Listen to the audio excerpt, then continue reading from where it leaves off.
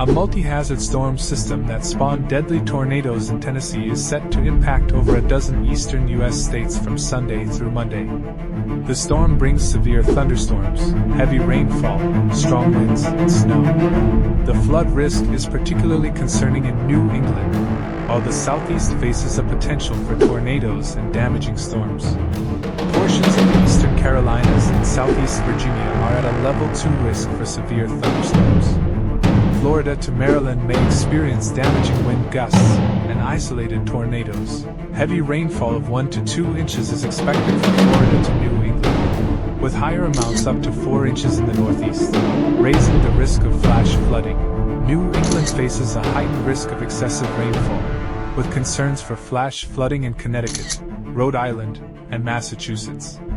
Gusty winds of 40 to 50 miles per hour, reaching up to 60 miles per hour in New England, could lead to power outages and travel disruptions. Inland areas may experience breezy conditions. Additionally, snow is expected in the interior northeast, with winter storm warnings issued for parts of New York, Vermont, Pennsylvania, and New Hampshire. The storm's impact will persist into Monday night in New England.